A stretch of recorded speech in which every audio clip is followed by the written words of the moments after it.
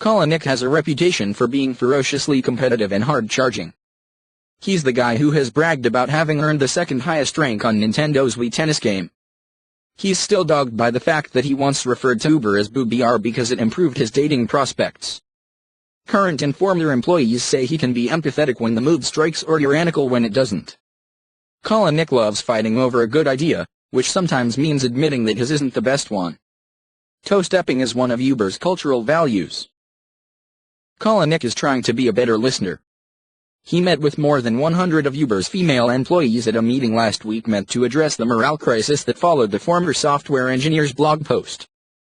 Kalanick sounded some of the right notes, standing in front of the crowd. "There are people in this room who have experienced things that are incredibly unjust," he said, according to a recording obtained by Buzzfeed. "I empathize with you, but I can never fully understand, and I get that. I want to root out the injustice. I want to get at the people who are making this place a bad place, and you have my commitment to make that happen, and I know it doesn't end there." Like Facebook's Mark Zuckerberg before him, Kalanick is trying to learn how to empathize and communicate.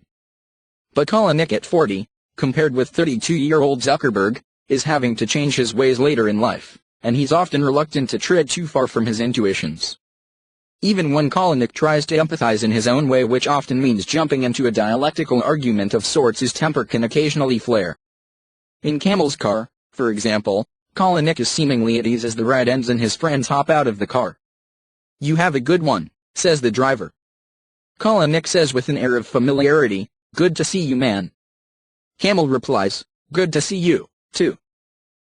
Kalanick thinks the ride is over. But having the CEO in his car is an opportunity Camel has been waiting for. "I don't know if you remember me, but it's fine," Camel says. The pair begin talking shop, and Kalanick explains that they're going to cut down on the number of black cars, which will reduce competition and should be good for Camel.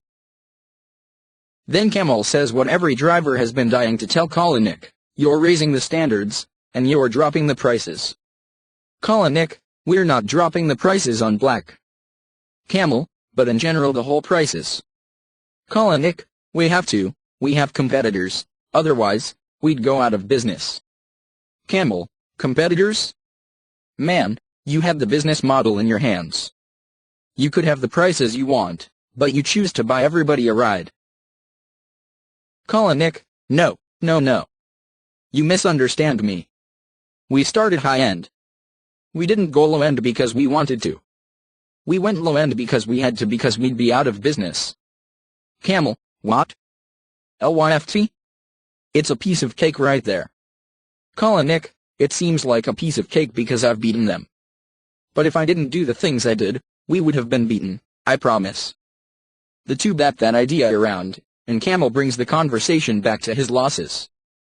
Camel: "But people are not trusting you anymore. I lost $97,000 because of you. I'm bankrupt because of you. Yes. You keep changing every day. You keep changing every day." Kalanick: "Hold on a second, what have I changed about black? What have I changed?" Camel: "You changed the whole business. You dropped the prices." Kalanick: "On black?" Camel: "Yes, you did." Kalanick begins to lose his temper. "Bullshit," he says. Camel: "We started with $20. Kalanick: "Bullshit. Camel: "We started with $20. How much is the mile now? $2.75. Kalanick: "You know what?" Camel: "What?" Kalanick: "Some people don't like to take responsibility for their own shit. They blame everything in their life on somebody else. Good luck." Camel: "Good luck to you, but I know you're not going to go far." The door slams. Camel drives away. Later, the Uber driver prompts him to rate Kalanick, as he does all his riders. Camel gives him 1 star.